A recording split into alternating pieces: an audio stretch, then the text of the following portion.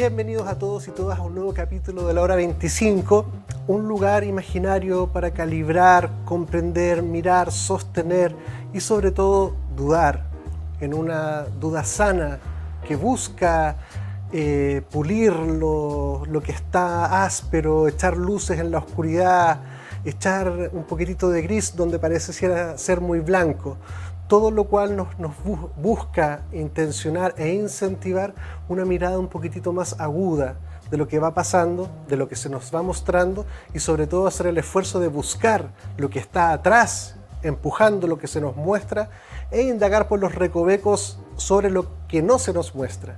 Y voy a partir primeramente agradeciendo a todos los que nos siguen en distintas partes. Estábamos conversando sobre desde dónde nos ven y encontramos gente de Dublín, de Viena, de Nicaragua creo, de Uruguay, Argentina, en otros capítulos de Australia, Francia, España, así que agradecer a todos, también invitarlos a que puedan escribir sus comentarios para también saber qué es lo que ven ustedes de lo que nosotros conversamos en cada lugar del mundo para ir buscando las coherencias, las consistencias y saber un poquitito también conectarnos como una red un poquitito más globalizada y saber qué es lo que se ve por allá, qué es lo que pasa, está pasando lo mismo, cosas distintas, ven cosas importantes que nos quieran comentar, que nosotros también pudiéramos profundizar particularmente con nuestro invitado estable que nos acompaña para conversar todas estas cosas. Así que sin más preámbulo, don Eduardo Llanos. Bienvenido, Eduardo.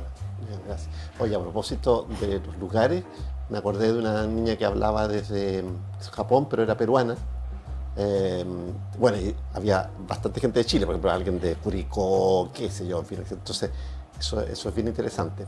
Así que los animamos, en serio, a seguir haciéndolo. Y a conversar, pues a ver qué entre todos vemos más. Sí. Bueno, a propósito de entre todos vemos más y a propósito de Australia, había dos personas de Australia, creo, y una de ellas hacía una rectificación que yo creo que es importante aludirla, porque tú además le prometiste que lo íbamos a hacer. Era a propósito de los cultivos. Entonces, claro, ahí hay un mea culpa que yo hago de inmediato, porque efectivamente no fue una ley, no fue una ordenanza. Fue un proyecto de ley que interpretado implicaba eso a futuro. Ahora bien, estas implicancias son siempre discutibles porque los proyectos de ley, como no es letra definitiva, digamos, bueno, están sujetos a cambio, puede o no eventualmente originar esto o lo otro, en fin, etc. Pero ¿dónde está el problema de eso? Es que eso está en un contexto que es el que hemos recalcado desde el inicio, desde el año anterior, en otros programas, en fin, que es la trenza esta indiscernible entre información, contrainformación y desinformación. Y es tan indiscernible eso que a veces una misma noticia puede tener una fuente informadora, contrainformadora o desinformadora o servir a objetivos de esa clase. Por lo mismo, entonces yo no descarto que esa información tenga un viso de realidad perfectamente, porque todo lo que podemos saber es que no se ha promulgado una ley así, pero no podemos saber, por ejemplo, si esa versión que se dio a partir del proyecto de ley que interpretaba que esa era una eventualidad bastante plausible, digamos, la de que terminara restringiéndose el cultivo casero, es una preconversación, por ejemplo, que fue interceptada, porque aquí hay de todo, pues hay servicios de todas clases, hay servicios de inteligencia, hay insiders que comunican, etc. Si fue un cazabobo, si fue una fake news o fue una fake news. O sea, una fake news que se fabrica, pero siendo falsamente falsa. Mira, una vez yo expliqué esto con analogía a propósito de una conversación que tuvimos, creo, sobre la pandemia, en fin, en Lágora, que está todavía, afortunadamente, online. Se llamaba Uso y Abuso de la Pandemia. Y el canal era Lágora, con L, Lágora. Bueno, y había otro previo sobre el nuevo orden mundial también en el canal Lágora. Bueno, entonces ahí yo explicaba algo analógicamente y creo que puedo reexplicarlo o no. Una vez viendo un video de tenis de mesa coreano, sin poder entender nada del coreano, con mis sobrinos descubrimos que en las primeras clases explicaban cómo hacer el servicio. El servicio en el tenis de mesa, digamos, de alto nivel, normalmente es muy, muy complejo. Solo que el rival está tan entrenado que incluso la partida más compleja para él puede ser fácil de responder. Bueno, entonces, el video comenzaba mostrándote cómo engañar con el saque. Por ejemplo, simular un corte y en realidad hacer un falso corte. O comenzar aparentemente con una especie de top spin, pero en realidad no es top spin, lleva el efecto opuesto o lateral, en fin. Había una segunda instancia en la que enseñaban a engañar que engañabas. O sea, fingías fingir. Y como el otro ya estaba acostumbrado a descifrarte el fingimiento, no podía, erraba, ¿verdad?, al responder tu fingimiento del fingimiento. Pero luego había un tercer nivel en que la persona fingía fingir. Entonces, y todo eso muy rápido, con los gestos, con la parada, con la mirada, con las posturas. Entonces, un tenimesista, por muy bueno que sea, a ese nivel ya no puede contestar bien. Y esos tipos están entrenadísimos para hacer eso. Pasan entrenando 1 a 2 horas diarias, solo saque y respuesta, por ejemplo, aparte de los otros. Bueno, entonces, eso vale también para acá. Hay un momento en el que la cosa se torna indiscernible para la persona común.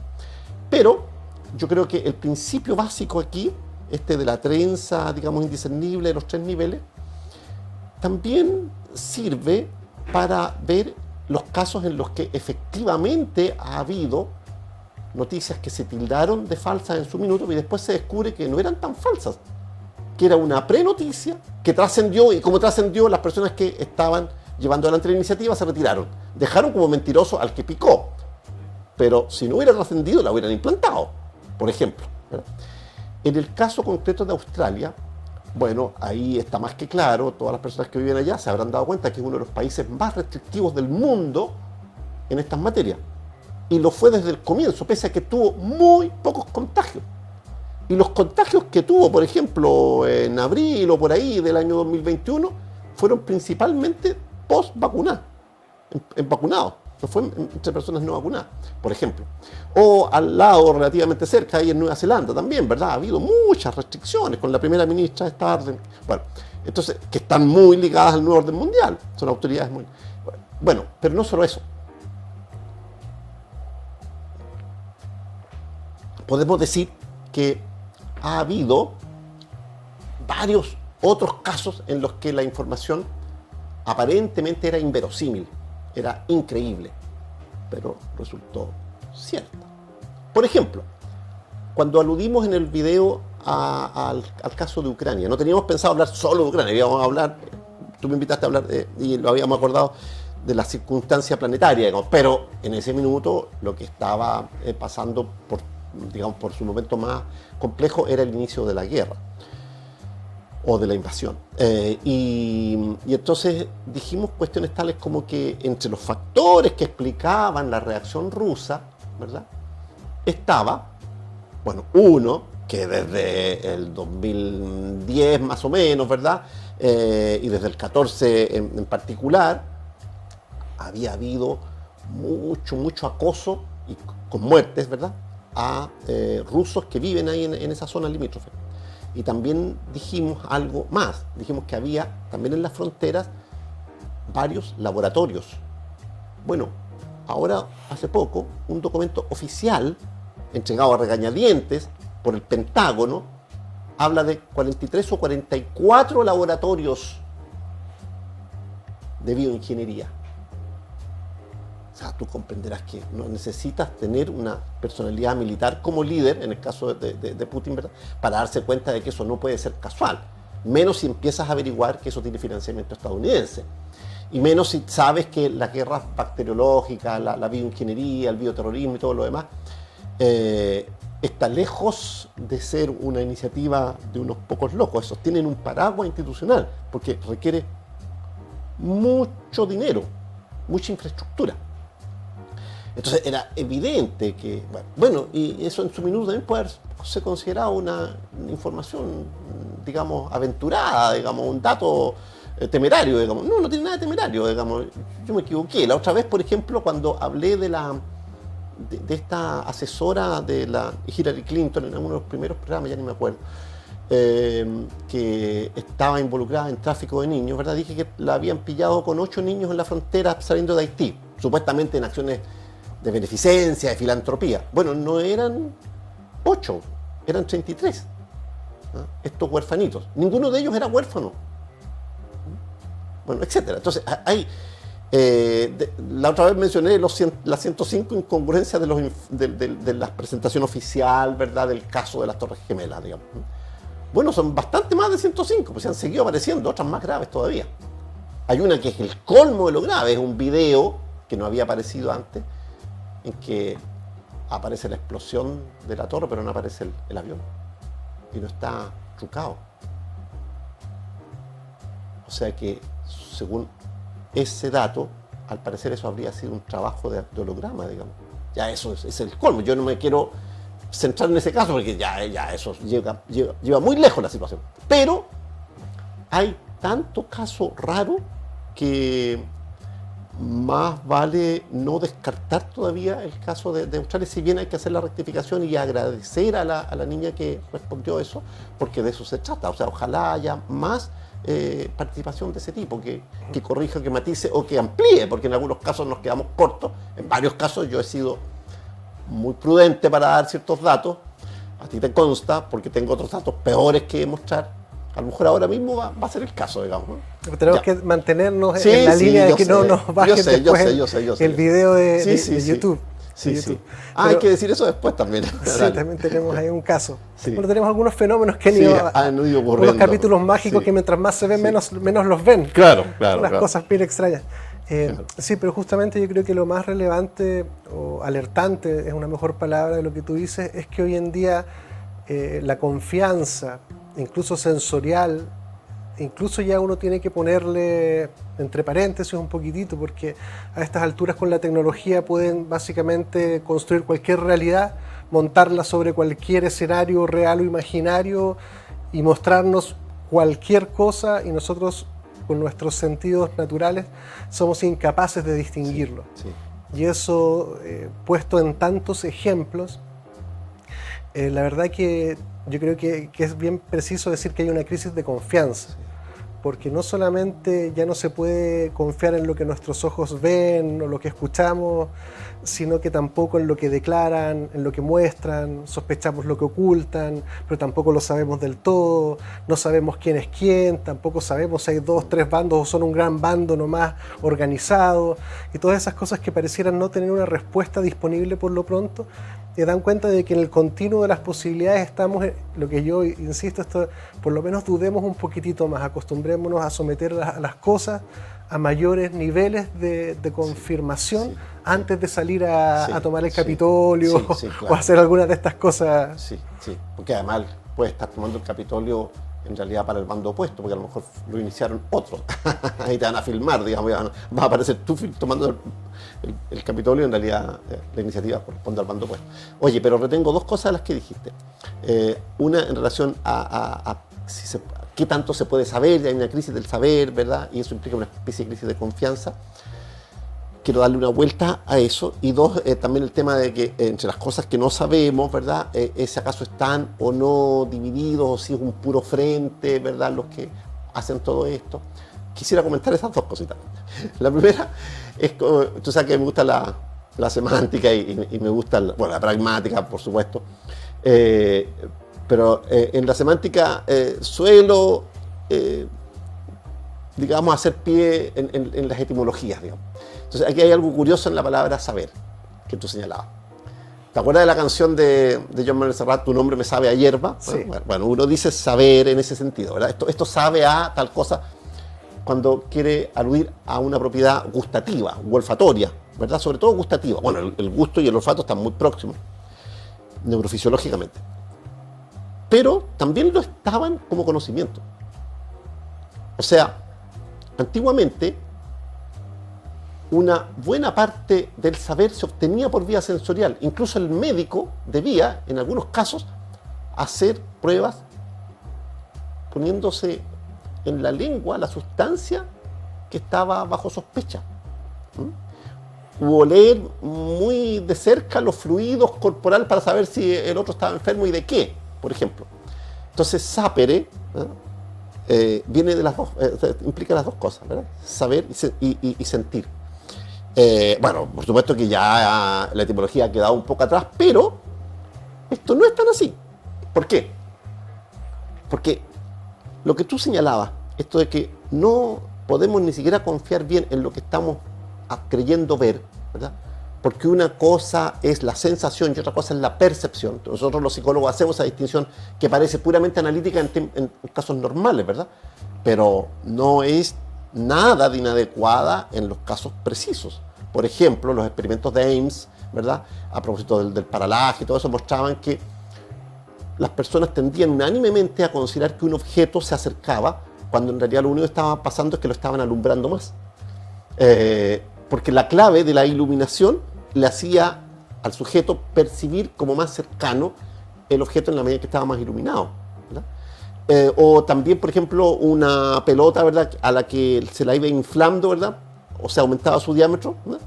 También el sujeto creía que se estaba desplazando, estaba permaneciendo en su eje, pero al aumentar digamos, el volumen, él creía que aumentaba por la perspectiva porque se estaba acercando. Bueno, entonces, todo eso permite también entender por qué la gente está tan confundida, porque ahora está dudando de su propia percepción. Por ejemplo, tú no dudas de que tal o cual alimento está muy rico, pero ahora ya puedes empezar a pensar que pese a estar rico es tóxico, ¿verdad? Porque el veneno, por ejemplo, ¿verdad?, no va a tener gusto a veneno. Si quieres ser eficaz, el tipo que te envenena lo vas a mezclar en una sustancia. O el veneno para ratas, pues o el tiene veneno que para ser ratas, también apetecible. es el caso más típico. Entonces, a propósito de eso, yo quisiera aludir a una cuestión que le pedí a Hernán. Oye, a propósito, Hernán, muchas gracias por preparar el té, pero te quiero pedir un favor. ¿Puedes poner el video del experto, comillas, en ética, Matthew Liao, que muestra algo bien interesante, este señor ahí con lo que dice? Y lo dice sonriendo, entonces... Vamos a verlo y lo comentamos. Sí. Vamos con el video, por favor. More on the more permissive side of this whole spectrum.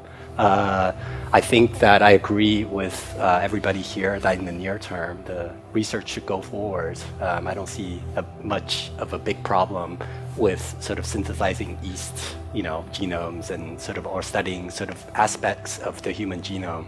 My view is that what we need is a really robust ethical framework, and within this robust ethical framework, I think there's a way going forward where we can do this ethically. But there's actually a lot of opportunities for this to solve big world problems. So one thing is the climate change.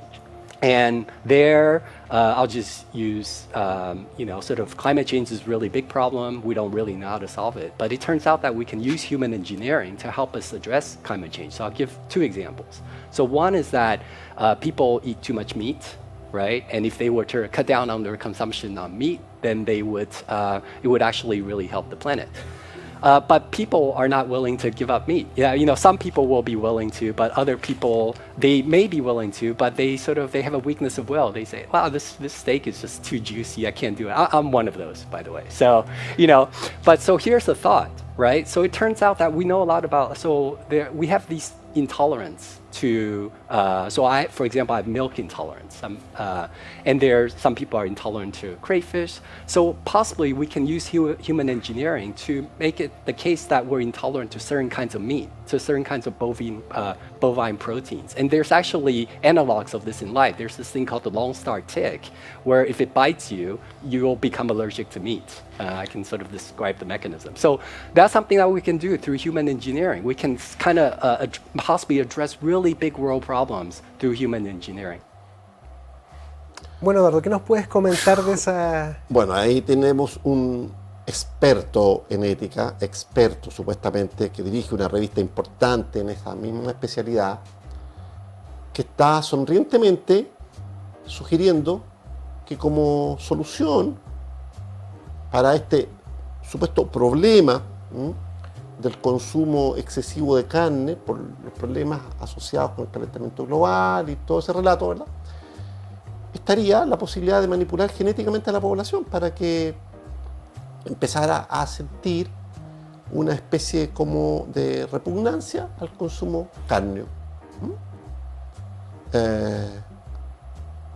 Ustedes se pueden dar cuenta de eso. O sea, piensen que la legislación fue durísima cuando hace varias décadas Coca-Cola intentó, y otros productos, intentaron hacer publicidad, digamos, subliminal. ¿Te acuerdas de eso? O sea, es un caso clásico, ¿sí?, de los estudios acerca de las conexiones entre psicología y publicidad. Bueno, se intentó hacer eso, fue bastante eficaz, ¿verdad?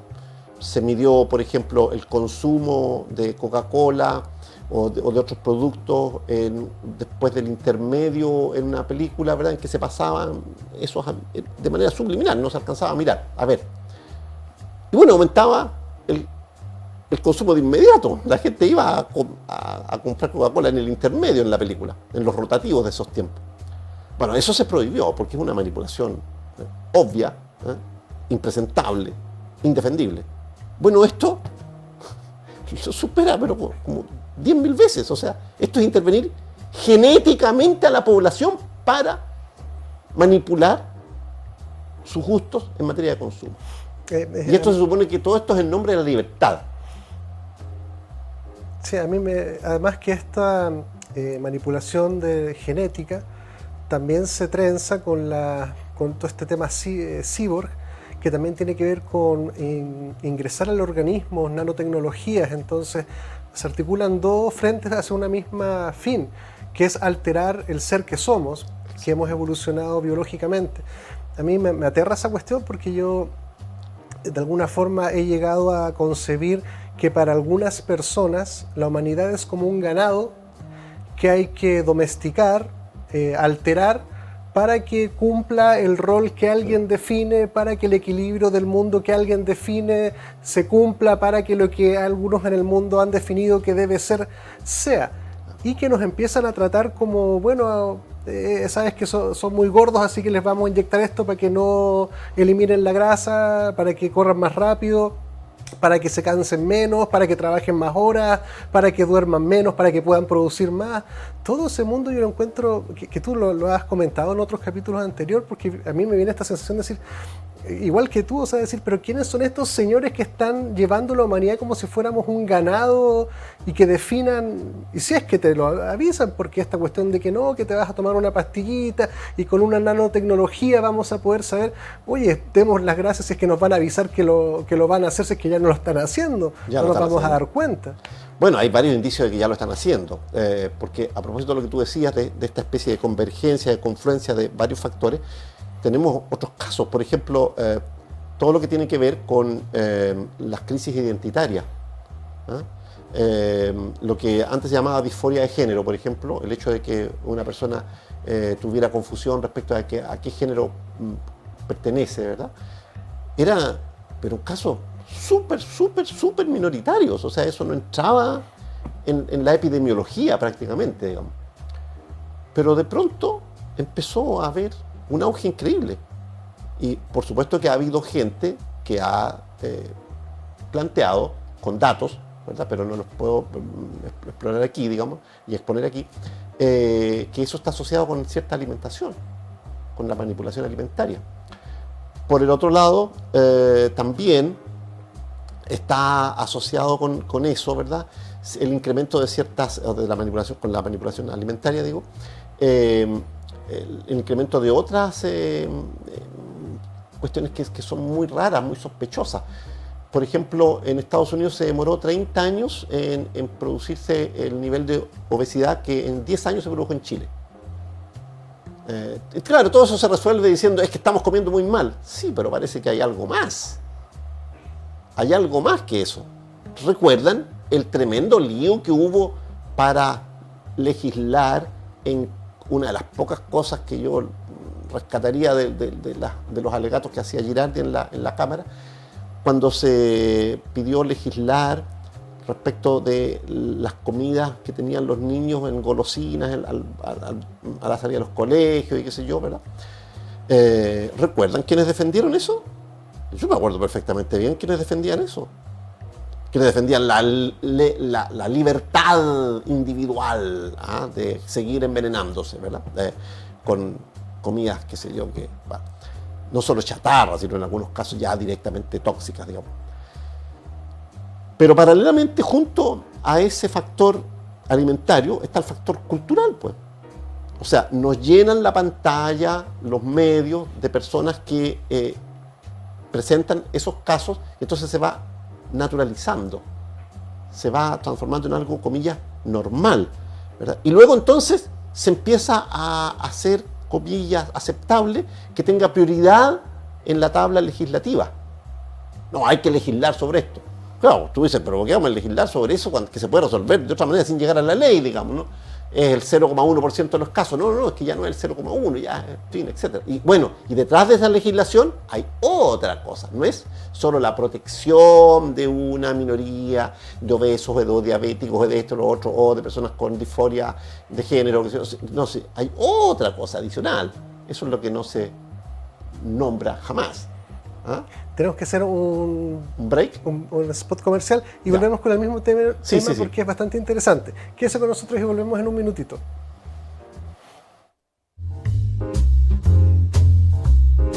En Clínica Gastrosalud contamos con equipos médicos de excelencia y tecnología de punta para garantizar salud y bienestar a un excelente costo. Contamos con servicios médicos integrales especializados en tratamientos gástricos y programas completos para la obesidad. Realiza tus reservas de hora en la página www.gastrosalud.cl. En Clínica Apoquindo contamos con una infraestructura de primer nivel para ofrecer servicios de instalación de balón gástrico, pellet antialcohol, cirugías plásticas reconstructivas, cirugías estéticas, kinesiologías, psicología, psiquiatría, nutricionista. Visítanos en www.clinicapoquindospa.cl. Clínica Medical Home, líder a nivel nacional en hospitalización domiciliaria y servicios ambulatorios para pacientes agudos, subagudos y crónicos. Clínica Medical Home entrega a su disposición experiencia y trayectoria en salud a través de servicios especialmente pensados en las necesidades de cada persona, adaptando el concepto de comodidad a sus instalaciones y residencia mediante altos estándares de calidad. Visítanos en www.cmhchile.cl. Clínica Medical Home. En Logan Abogados contamos con profesionales altamente comprometidos con los intereses de nuestros clientes. Nuestro staff está capacitado para entregar mucho más que una asesoría integral y especializada, pues buscamos proporcionar la tranquilidad que sus intereses merecen y necesitan. Visítanos en www.logan-abogados.cl. En Clínica Nueva Costanera trabajamos día a día por tu salud y la de los tuyos. Contamos con una amplia trayectoria entregando salud y bienestar con servicios médicos integrales, gastroenterología, endoscopía, pellet antialcohol, programa de balón intragástrico, bioimpedenciometría, entre otras prestaciones. Visita nuestra página www.clinicasnuevacostanera.cl e infórmate de todas nuestras prestaciones.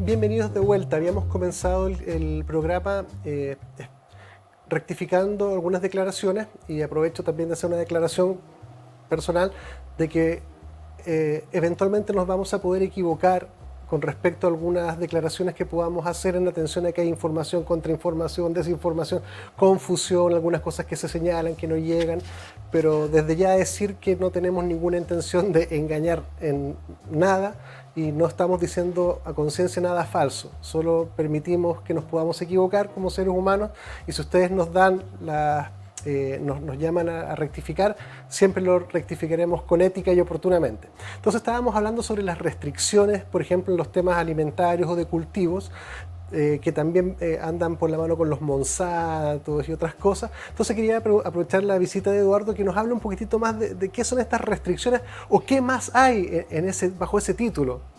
Ya, bueno, a propósito dejando ya completamente aclarado, creo yo, el asunto de Australia y su posible o no, ¿verdad?, o falso intento por restringir en un estado, además, en el estado de Victoria, claro, no en toda Australia. No sabemos si eso iba a prosperar o no, si después iba a... No lo sabemos, no sabemos si la implicancia era digamos, real o era una aprehensión de las personas que saltaron en ese minuto a oponerse al proyecto de ley. Pero, como tú acabas de mencionar Monsanto, vale la pena recordar eso. Ahí tenemos un caso concreto, o sea, hay un momento en el que se empieza a registrar, porque el derecho internacional obviamente no viene del cielo, lo hace un cierto lobby, un cabildeo no internacional, transnacional, ¿verdad?, que impone al mundo entero, sobre todo para firmar ciertos tratados internacionales, el respetar ciertas leyes. Por ejemplo, ¿verdad?, si tú tienes una semilla que la patentó fulanito o menganito, por ejemplo, la familia de cierta senadora chilena, ¿verdad?, entonces estás dentro de la ley si le haces una demanda a alguien que tiene un cultivo en su parcela, en su fundo, con esa semilla.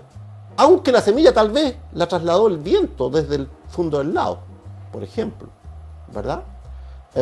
Las restricciones en esos terrenos son increíbles. Y finalmente, ¿en qué terminan? En que los campesinos o los agricultores ingenuos terminan perdiendo la costumbre que tenían siempre, ¿verdad?, de seleccionar las mejores semillas naturales, ¿verdad?, para la cosecha siguiente, para la siembra siguiente, ¿verdad? Entonces terminan dependiendo de estas semillas adulteradas, ¿no?, tratadas genéticamente, para decirlo en términos técnicos, y después ya son esclavos de esa empresa que les vende las semillas, que por supuesto cada vez va a cobrar más por esas semillas y cada vez va a poner al sujeto en una situación más difícil. Hay casos en el propio Chile, ¿no? Bueno, pero yendo más allá de eso, ¿acaso no hay restricción de culto en varios países? Mira, en la semana ocurrió algo gravísimo, que yo espero que la gente lo recuerde o a pesar de que no lo trataron mucho los medios. En Nigeria hubo una matanza en una iglesia católica. Murieron 50 personas mientras estaban haciendo la misa. Incendiaron la iglesia. ¿Acaso eso es una excepción? No, en China no pasa lo mismo. En China pasa lo mismo. Y no solo con los católicos, también con otra minoría que tiene una religión, digamos, media ética, más bien. No es que crean en deidades, sino que cultivan ciertas virtudes. Bueno, también se les está presionando. Ahí hay una restricción muy concreta, digamos, ¿no? ¿Acaso no hay restricción incluso para la crianza en países como Canadá? Y en varios otros países que, bajo el pretexto de proteger los derechos de la infancia, terminan cortándole las manos a los padres que ya no pueden criar a los hijos, sino respetando unas leyes que arbitrariamente unos cuantos corruptos promulgaron, ¿verdad? A propósito de eso tenemos un video que lo podríamos ver después, pero en fin. Hay muchas más restricciones de las que nosotros creemos, pero no nos damos cuenta. No nos damos cuenta. Restricciones, por ejemplo, incluso temáticas en educación. Eliminar ciertos temas para poner otros. ¿Cuánto espacio está tomando el adoctrinamiento en materia de teoría de género? Porque es teoría de género. No es psicología diferencial. Porque, por ejemplo, podríamos tener allí, para abordar la temática de género, que es un tema muy relevante, la temática de la sexualidad y de género, podríamos apoyarnos en disciplinas propiamente tales: la etología, la psicología, la psicobiología, desde luego la neurología, pero la psicología diferencial, que es la más pertinente de todas, la psicología de las diferencias, no la psicología de las minusvalías, que en Chile a veces se entiende eso así, como alguien que estudia psicología diferencial es alguien que estudia, qué sé yo, las minusvalías, las personas que tienen, qué sé yo, o déficit intelectual o déficit sensorial. No. La psicología que estudia las diferencias. Por ejemplo, diferencias verificables en grandes datos, ¿no? O sea, trabajando con los big data, ¿no?, en materia de etnias, en materia de género, en materia de edad, en una serie de variables biosociales, por ejemplo. Y, por supuesto, antropológicas también, culturales.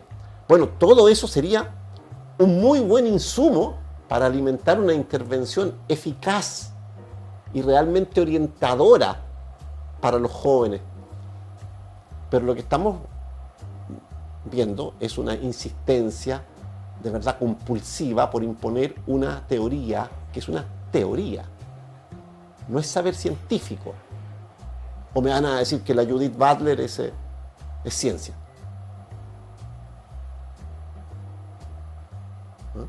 O que el propio Foucault, a quien me refería la otra vez yo nunca fui Foucaultiano, no me interesa. Yo sé que el 80% de los jóvenes en Chile y en el mundo se tornaron Foucaultianos, porque nos han adoctrinado en esa línea. Yo todavía recuerdo la vieja supuesta discusión entre Chomsky y Foucault. Hay unos videos en YouTube de ese encuentro. A mí me da pena el pobre Chomsky ahí. Fue el más digno de los dos. Chomsky transformado en un energúmeno, disputando con quien no debía disputar. Chomsky, para mí, uno de los intelectuales más brillantes y de los más activos.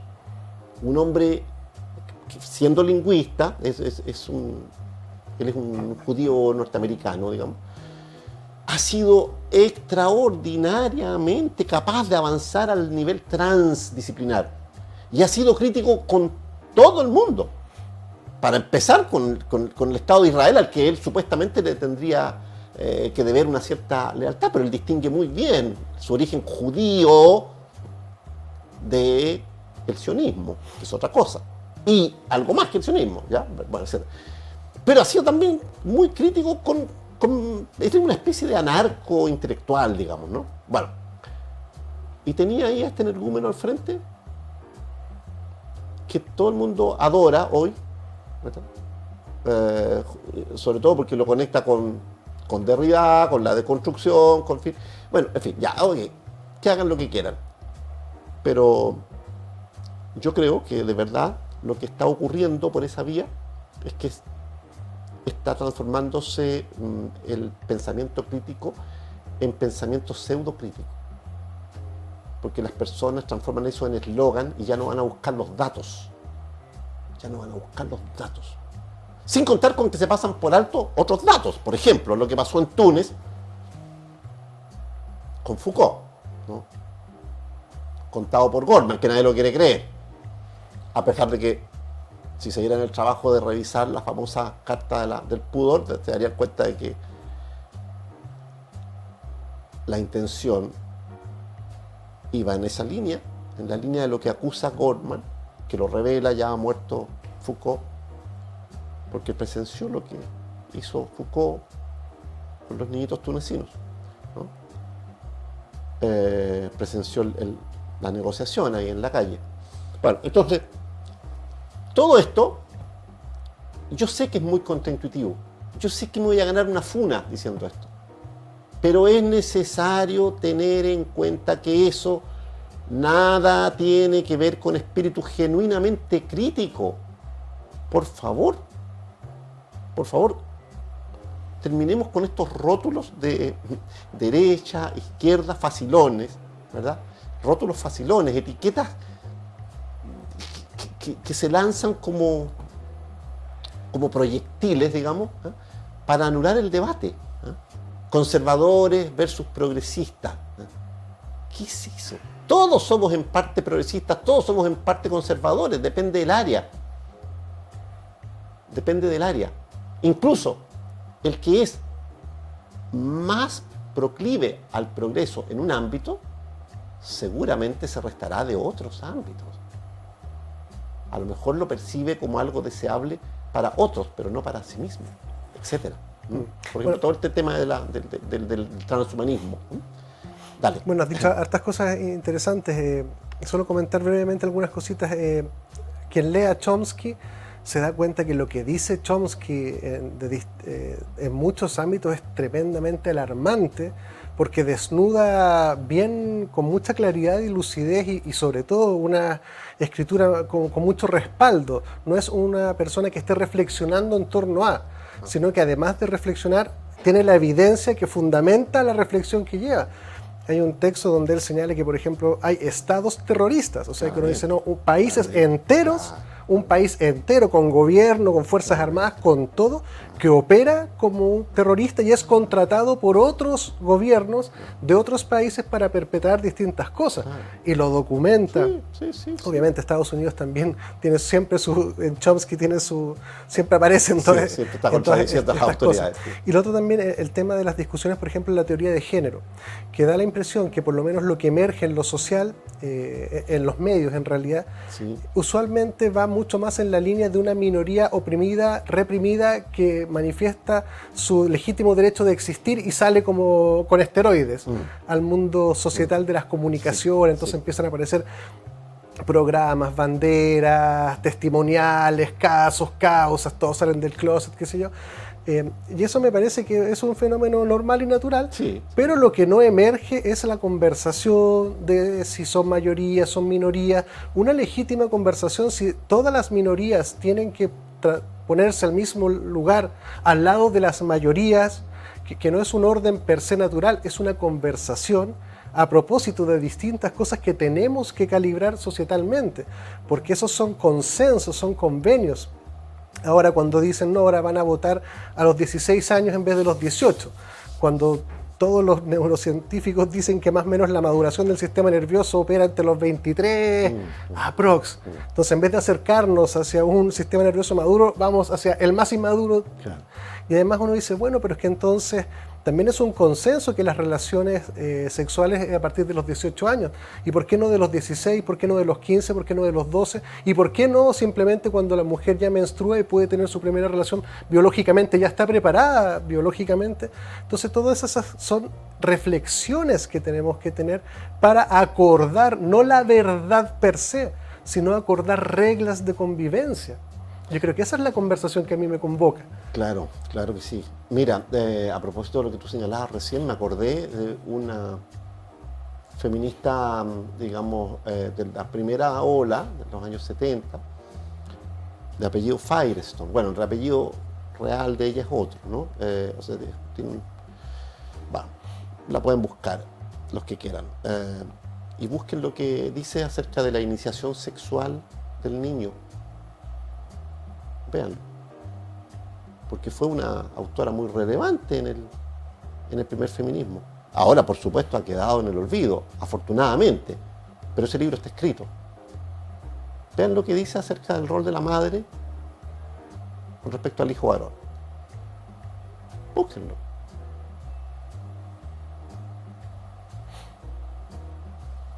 Por supuesto que hubo disenso rápido, pero es muy importante que los movimientos tengan disidentes internos y que aprendan todos los movimientos a cultivar la democracia interna. Pero si todos los intentos por imponer algo, digamos, de manera molar, totalitaria, han fracasado. Oye, ningún grupo humano deja de tener disidencia interna. Que es lo esperable. Pero obviamente. Que justamente, por ejemplo, uno pudiera eventualmente ponerse en el extremo, decir vamos a desacreditar todo lo que ha sido histórico y tradicional y ahora vamos a permitir todo. Porque este camino, uno pudiera decir, bueno, entonces un matrimonio entre dos personas, no, ¿y por qué no tres? ¿Y por qué no tres hombres o tres mujeres o todas las combinatorias posibles de género? ¿Y por qué no cuatro? ¿Y por qué entonces no podemos, no sé, casarnos a los 12? ¿Por qué no las mujeres pudieran tener relaciones consentidas a los 13? Todas esas cosas son mientras no hay un argumento, y básicamente el argumento sea que todos tenemos derecho a expresar en libertad lo que somos, que suena como bien, pero tú dices, oye, pero es que eso justifica cualquier cosa, cualquier posibilidad que la genética posibilite. Entonces el día de mañana, oye, me quiero casar con, no sé, la aspiradora. Bueno, pero si yo tengo el derecho de vivir con mi aspiradora y me llevo bien con la aspiradora y quiero andar con mi aspiradora, entonces, bueno, ¿qué argumento hay en contra de eso si básicamente hemos acordado que la posibilidad que se lleve, que uno en la libertad tiene toda la libertad de ser lo que quiera ser y su genética se lo permite antes de entrar a las alteraciones genéticas. Pero es que eso no puede ser un argumento, porque eso es decir, bueno, entonces que cada uno salga corriendo y haga lo que quiere, y vamos a tener que todos después, el Mineduc va a tener que ir indexando todo lo que se le ocurre. Entonces el día de mañana no, el matrimonio ni siquiera es de 2, es de 3. Y de 3 hombres, de 3 mujeres, de 2 mujeres con un hombre. Ah, pero es que entonces puede ser una niña de 13 con uno de 50 y con otra de 70. Ah, sí, también se puede, porque aquí el caso. No puede ser simplemente ese el nivel argumentativo, falta una tremenda reflexión de acordar. Bueno, tú has tocado un puntazo, un punto súper importante. Pensé que ese matrimonio eventual con la aspiradora lo transformaría en un matrimonio aspiracional. Morganático, digamos, en términos de derecho. Bueno, pero mira. Porque están las parafilias, pero... Sí, pero las parafilias son lo que está aquí en la agenda, pues. Eso es lo que está ahí, eso es lo que se quiere ocultar, del mismo modo que... Bueno, en fin, es un cabito de Troya, pero estaba pensando a propósito de lo que tú decías y de lo que decíamos antes, porque decíamos a propósito de lo que primero comentamos, que había como dos cuestiones, digamos, y quedé sin, digamos, como debiendo el comentario a propósito de esto de si ¿son o no tan monolíticos los grupos que intentan llevar estas agendas, verdad? ¿La recuerdas que lo comentamos al inicio? Bueno, está conectado con lo que tú acabas de mencionar, porque en todos los grupos hay disidencia y muy temprana, y es muy bueno que lo haya. No hay un solo... Bueno, mira, a ver, supuestamente un movimiento que, digamos, aspira al amor y pone en el amor, digamos, su apuesta principal, el cristianismo. Pero está lleno de disidencias. O sea, un buen diccionario digamos, de corrientes cristianas y de denominaciones registraría 300 por parte baja, digamos. Por parte baja. O sea, hay una cantidad increíble.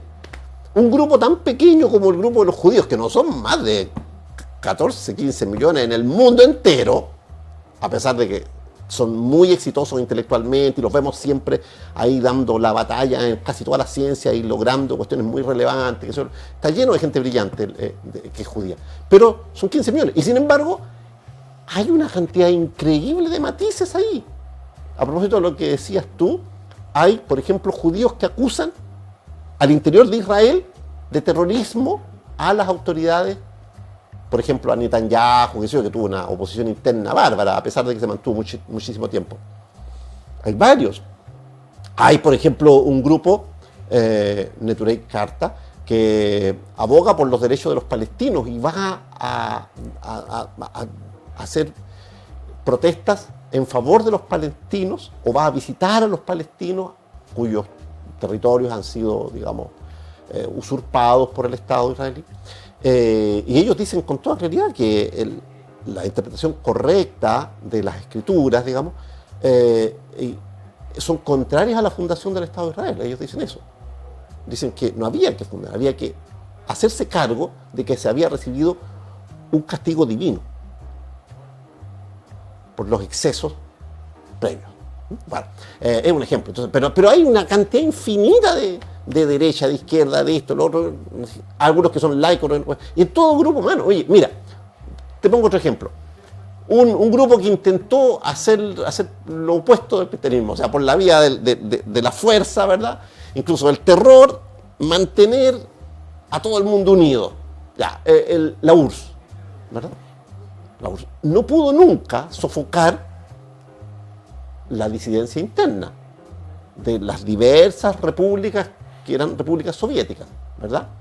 Que llegaba, acuérdense, hasta los países bálticos y qué sé yo. Bueno, mucho menos pudo sujetar a los países que estaban bajo esa égida, no sé, de la Unión Soviética, de Stalin, por ejemplo, ¿verdad? Oye, muy tempranamente un comunista como Ceausescu, no antes, un comunista como Tito en Yugoslavia, ya presentó disidencia, y disidencia muy importante. O sea, Yugoslavia no entró al Pacto de Varsovia. Y Rumania, que sí estaba en el Pacto de Varsovia, bueno, se alejó apenas vio que la URSS invadía Checoslovaquia, ¿eh? Con el pretexto, comillas, de eliminar un riesgo de desvío. ¿No? Ese país estaba buscando lo suyo. Entonces, en todos los ámbitos hemos descubierto siempre en la historia gente que matiza. Y no estoy nombrando en Tito a un héroe del comunismo. No, si también el personaje se las traía, también...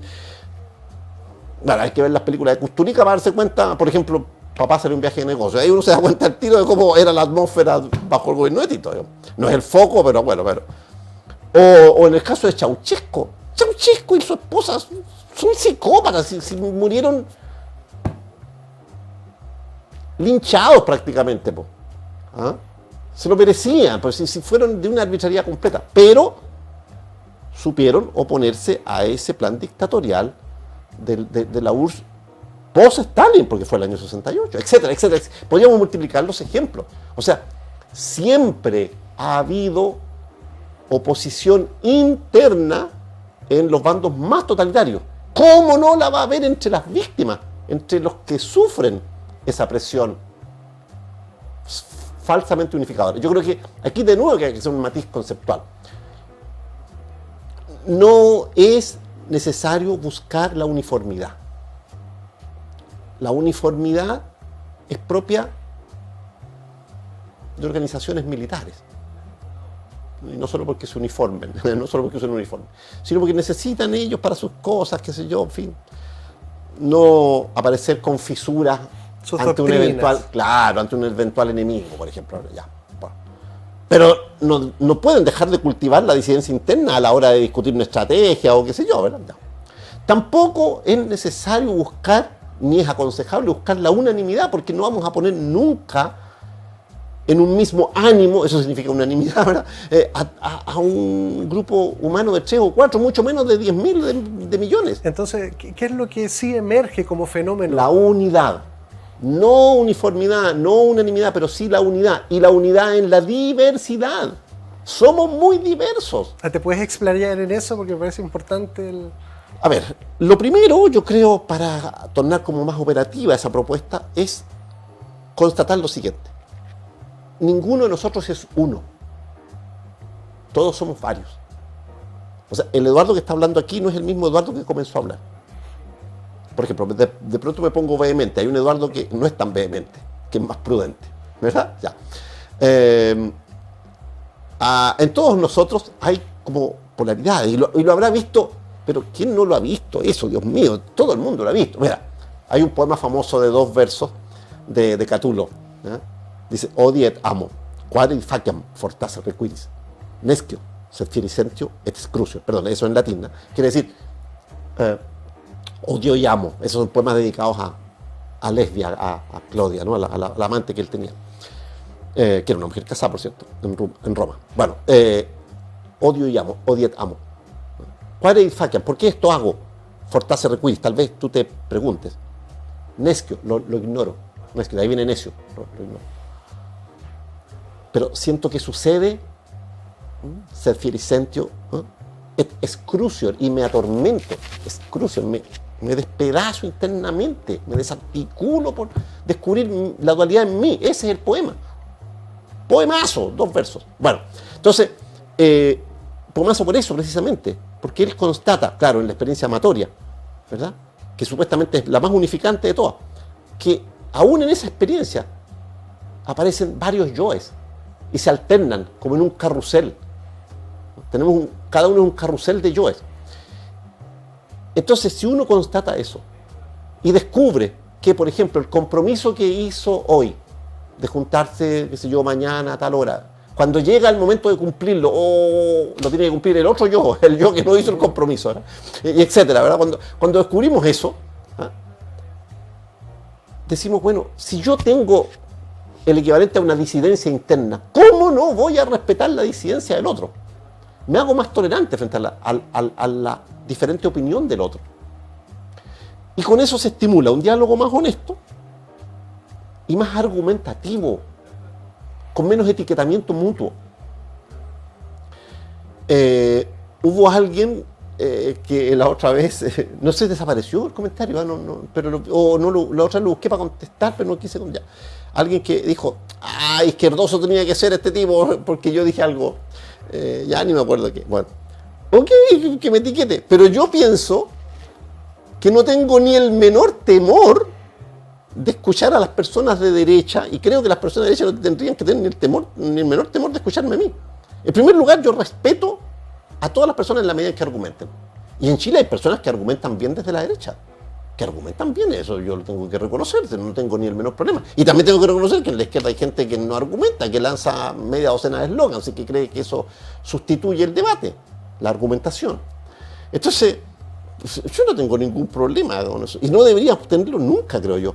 Porque, como decían los griegos, de la discusión nace la luz.